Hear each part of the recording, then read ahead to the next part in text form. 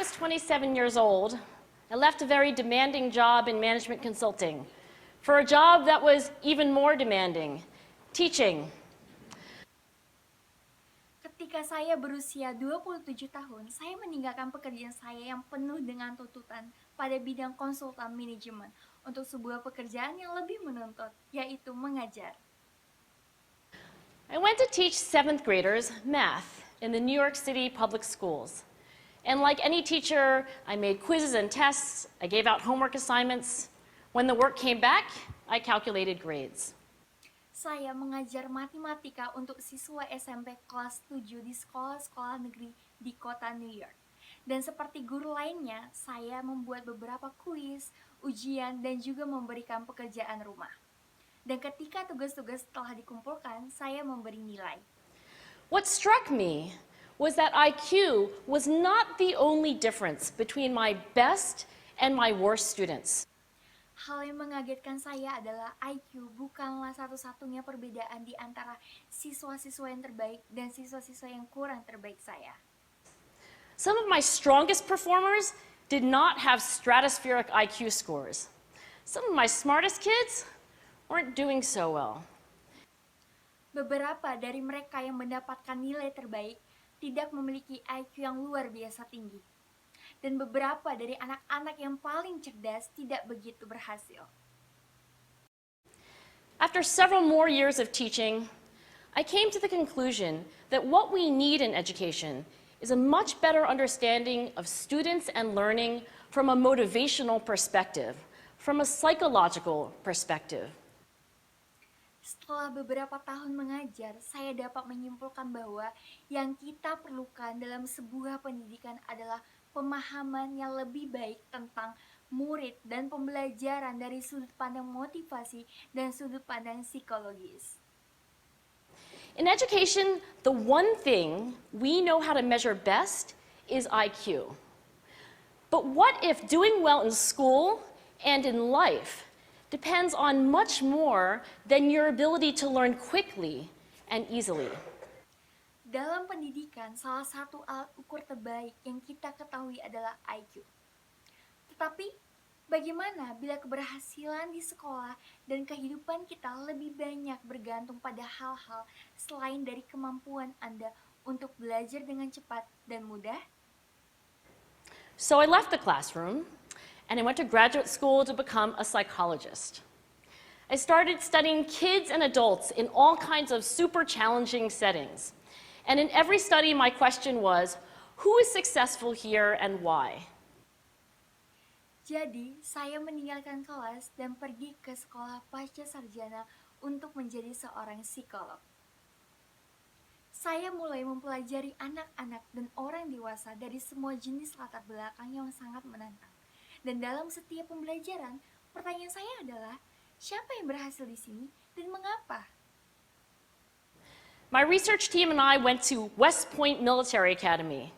We tried to predict which cadets would stay in military training and which would drop out. Saya dan tim penelitian saya pergi ke Akademi Militer West Point. Kami mencoba untuk memprediksi siapa yang akan tetap tinggal di pelatihan militer dan siapa yang akan keluar. We went to the National Spelling Bee and tried to predict which children would advance farthest in competition. Kami pergi ke lomba mengaji nasional dan mencoba memprediksi anak-anak mana saja yang akan terus maju dalam kompetisi tersebut. We studied rookie teachers working in really tough neighborhoods, asking which teachers are still going to be here in teaching by the end of the school year. And of those, who will be the most effective at improving learning outcomes for their students? Kami juga mempelajari guru-guru baru yang bekerja di lingkungan yang benar-benar sulit dan bertanya, guru-guru mana yang masih akan tetap mengajar pada akhir tahun ajaran sekolah? Dan siapa di antara mereka yang paling efektif dalam meningkatkan hasil pembelajaran bagi siswa mereka?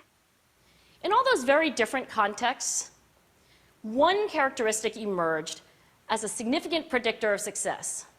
And it wasn't social intelligence, it wasn't good looks, physical health, and it wasn't IQ. It was grit. Dalam semua konteks yang sangat berbeda itu, Sebuah karakteristik muncul sebagai prediksi keberhasilan yang signifikan dan penting. Dan hal itu bukanlah kecerdasan sosial, bukan penampilan yang menarik, kesehatan fisik, dan juga bukan IQ. Hal itu adalah tekad.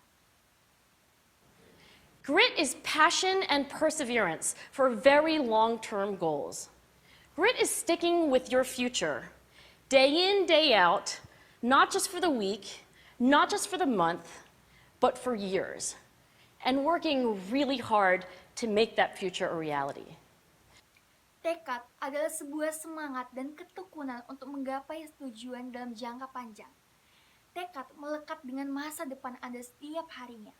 Bukan hanya selama seminggu, bukan pula 1 bulan, tapi untuk bertahun-tahun dan bekerja keras untuk membuat masa depan Anda menjadi kenyataan.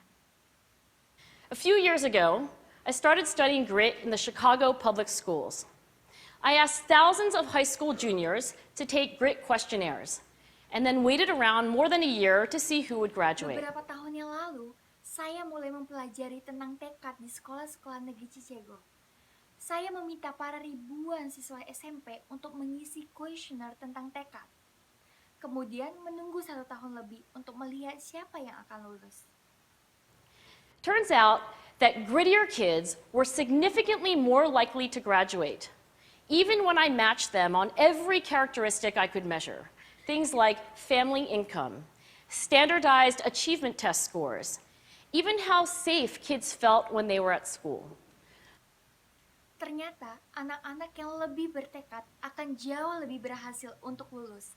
Bahkan ketika saya mencocokkan mereka dengan setiap karakteristik yang saya bisa ukur, hal-hal seperti pendapatan keluarga, nilai ujian akhir, bahkan seberapa rasa amannya anak-anak ketika mereka berada di sekolah. Every day, parents and teachers ask me, how do I build grit in kids? What do I do to teach kids a solid work ethic? How do I keep them motivated for the long run? Setiap hari, orang tua dan guru bertanya pada saya, bagaimana saya membangun tekad pada anak-anak?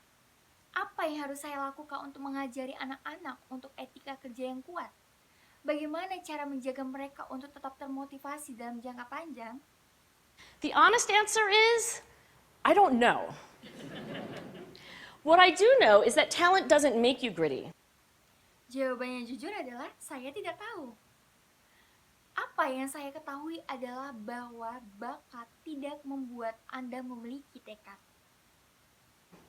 Our data show very clearly that there are many talented individuals who simply do not follow through on their commitments. In fact, in our data, grit is usually unrelated or even inversely related to measures of talent. Data kami menunjukkan sangat jelas bahwa ada banyak individu-individu yang berbakat yang mereka tidak memiliki komitmen. Dan pada kenyataannya, dalam data kami, tekad biasanya tidak berhubungan atau bahkan berbanding terbalik dengan besarnya bakat. So far, the best idea I've heard about building grit in kids is something called growth mindset. Sejauh ini, ide yang terbaik yang pernah saya dengar untuk membangun tekad pada anak-anak adalah sesuatu yang disebut dengan pola pikir yang berkembang. Dr. Dweck has shown that when kids read and learn about the brain and how it changes and grows in response to challenge, they're much more likely to persevere when they fail because they don't believe that failure is a permanent condition. Dr. Dweck telah menunjukkan bahwa ketika anak-anak membaca dan belajar tentang otak dan bagaimana otak berubah dan berkembang dalam menanggapi tantangan, mereka cenderung lebih tekun saat mereka gagal, karena mereka tidak percaya bahwa kegagalan adalah kondisi yang permanen. We need to measure whether we've been successful, and we have to be willing to fail, to be wrong, to start over again with lessons learned. Kita perlu untuk mengukur apakah kita telah berhasil, dan kita harus bersedia untuk gagal. Salah untuk memulai dari awal lagi dengan apa yang sudah kita pelajari. In other words, we need to be gritty about getting our kids grittier. Dengan kata Thank you. lain, kita perlu bertekad untuk membuat anak-anak kita menjadi lebih bertekad. Terima kasih. Thank you.